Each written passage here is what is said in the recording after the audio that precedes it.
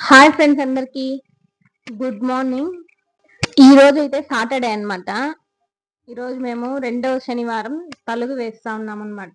దానికి చేసే ప్రిపరేషన్సే ఈరోజు వ్లాగ్. ఫస్ట్ పొద్దున్నే లేసైతే టీ తాగేస్తా ఉన్నాను అనమాట.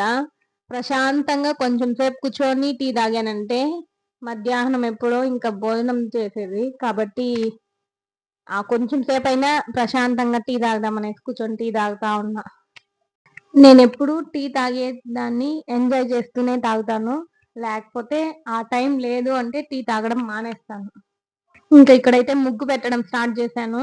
మా అమ్మ అయితే మొత్తం కడిగేసి అంగడి దగ్గరికి వెళ్ళిపోయింది. మిగతా పనులు చేసుకో, నేను 11 కలా వచ్చి వంట చేస్తాను అనింది.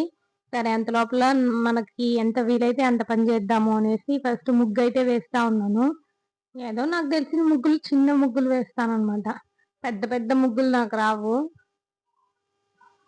వేసేది చిన్న ముగ్గైనా దాన్ని నీట్‌గా, అందంగా వేయాలి. అదే నా పాలసీ అన్నమాట. పెద్ద పెద్దదిగా మనకి రాని ముగ్గులన్నీ ట్రై చేసి చండాలంగా వచ్చేదానికంటే చిన్నదిగా వేసి దాన్ని ముచ్చటగా, అందంగా వేసుకోవడమే నాకిష్టం.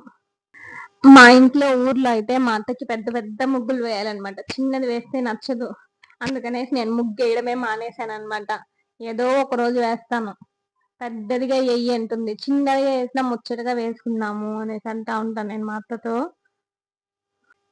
మా అత్త పెద్దదిగానే కావాలి, వాళ్ళు ఎలా వేసారు చూడు, వీళ్ళు ఎలా వేసారు చూడు, ఎంతెంత పెద్దది వేసారు చూడు, నువ్వు చిన్నదిగా వేస్తానంటావే అనేసి అంటుంది అనమాట.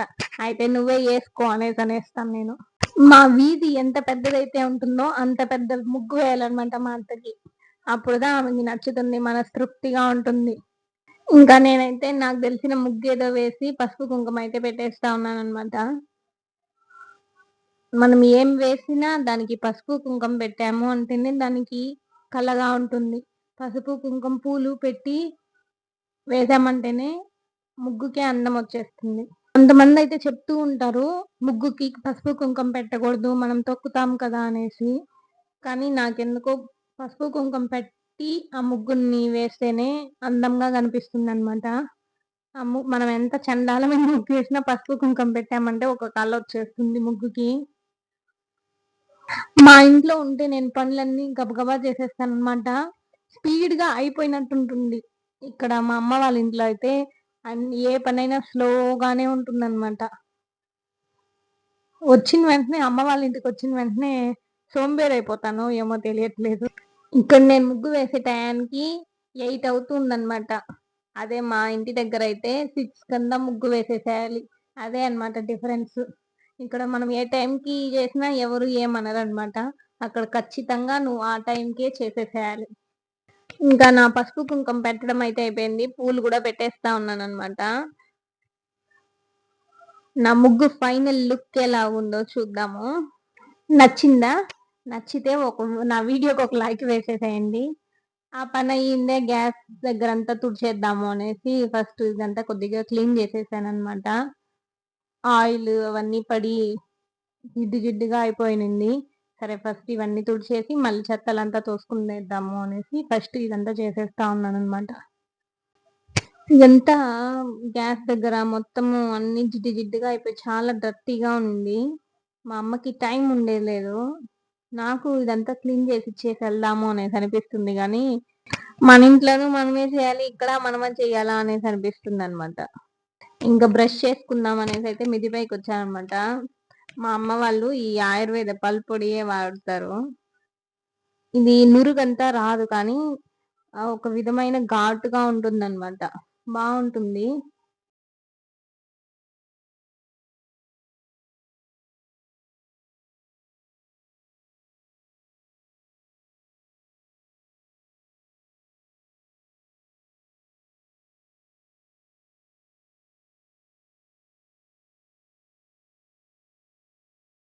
ఇంకా నేనైతే స్నానం చేసేసి అయితే వచ్చేసాను. మా అమ్మ ఏదైనా పూజ చేస్తే నన్ను చీర కట్టుకో కట్టుకో అనేసి చంపుతుందనమాట. మా అమ్మ బాధ భరించలేకుండానే చీరలు కట్టుకుంటాను. ఇంకా చిక్కంతా దువ్వేసి తల దూకునేసి బొట్టు పెట్టుకొని ఇంకా మన పనులు అయితే స్టార్ట్ చేయాలి పూజకి.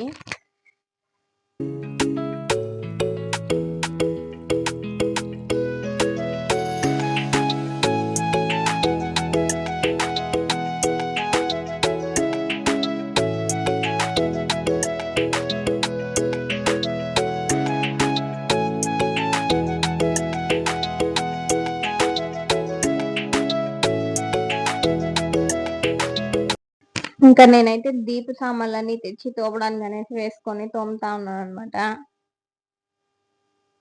నేనైతే మామూలుగా ముందు రోజే పెట్టుకునేస్తాను. ఇలాగ ఆ రోజే అన్ని పనులు పెట్టుకోను. ఇంకా మా అమ్మ అయితే వంటలు చేయడం స్టార్ట్ చేసేసింది. సాంబారు, అన్నము గబగబా చేసేసింది. నేనింకా పప్పు రుబ్బుదాము అనేసి ఎర్రగడ్డలు, పచ్చిమిరపకాయలు, అల్లం అన్నీ వేసి ఫస్ట్ దంచేస్తా ఉన్నాననమాట. మా ఇంట్లో ఎప్పుడూ రోట్లోనే పప్పు రుబ్బుతారు. మిక్సీ ఉన్నా గూడా మిక్సీకి వెయ్యరు. ఎంత కష్టమైనా సరే, ఎంత పప్పయినా సరే 1 కేజీ, 2 కేజీస్ ఎవరైనా వచ్చినప్పుడు అంత పప్పు క్వాంటిటీ ఎక్కువున్నా సరే మా అమ్మ మాత్రం రోట్లోనే రుబ్బుతుందనమాట. నేనెప్పుడూ రుబ్బలేదు. ఈరోజే రుబ్బుతా ఉన్నాననమాట ఫస్ట్ టైము. మనం ఎంత మిక్సీకి వేసినా రోట్లో రుబ్బే టేస్ట్ అయితే ఖచ్చితంగా రానే రాదు. ఈ మాట ఎవరైనా ఒప్పుకుంటారా? నాకు కామెంట్ చేయండి. నేను ఒక వాయి అయితే రుబ్బెత్తేసి మళ్ళీ ఇంకొక వాయి ఎత్తేసుకున్నాననమాట రుబ్బడానికి. తొందరగానే రుబ్బేశాను. ఏమి కష్టంగా ఏమనిపించలేదు. కొద్దిగా పప్పుగానే తీసేయి అప్పుడే టేస్ట్‌గా ఉంటుందని చెప్పింది మా అమ్మ. సరే అనేసి అలానే రుబ్బాను.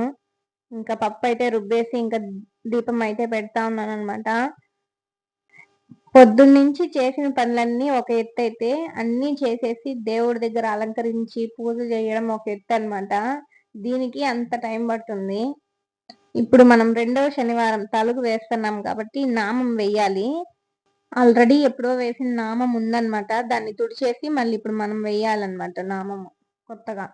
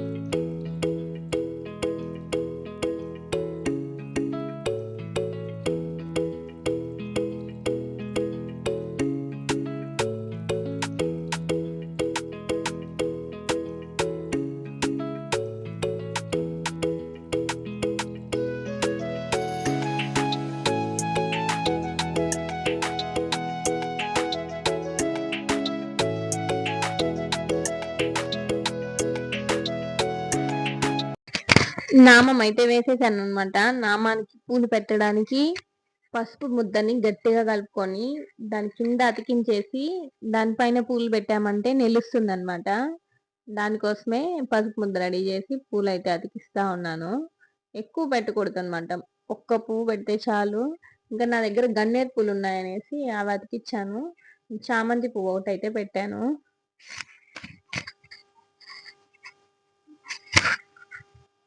నామం అయితే వేసేసాను. ఇంకా మెయిన్ వచ్చేసి పిండి దీపం అనమాట. వెంకటేశ్వర స్వామికి పిండి దీపం ఖచ్చితంగా వెయ్యాలి. దాన్ని కూడా రెడీ చేసేసాను. ఇంకా మా మెను వచ్చేసి వడలు, అన్నం, రసం, సాంబార్, అరటికాయ తాలింపు, ఇంకా బెల్లం అన్నం. బెల్లం అన్నం కూడా ఖచ్చితంగా చేయాలన్నమాట. మునగాకు,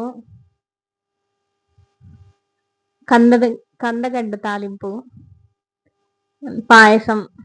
ఇదే అనమాట మా లంచ్ మెను. మాకు కాదు, దేవుడికి అనేసి చేసాం. మళ్ళీ మేమే తినేస్తాంలే కానివ్వండి. ఇప్పుడు మొత్తం అయితే రెడీ అయిపోయింది. వంటలన్నీ అయిపోయాయి. దేవుడి దగ్గర కూడా మొత్తం రెడీ చేసామన్నమాట. ఇంకా దేవుడు మొక్కడమే ఆలస్యము. ఇంకా నేనైతే అందరికీ నామాలు వేస్తా ఉన్నాను అనమాట. ఇంట్లో అందరూ నామాలు వేసుకోవాలి అనేసి అందరికీ నామాలు వేస్తా ఉన్నాను. అందరికీ వేసాను. మా ఆయనకి వేస్తా ఉన్నాను.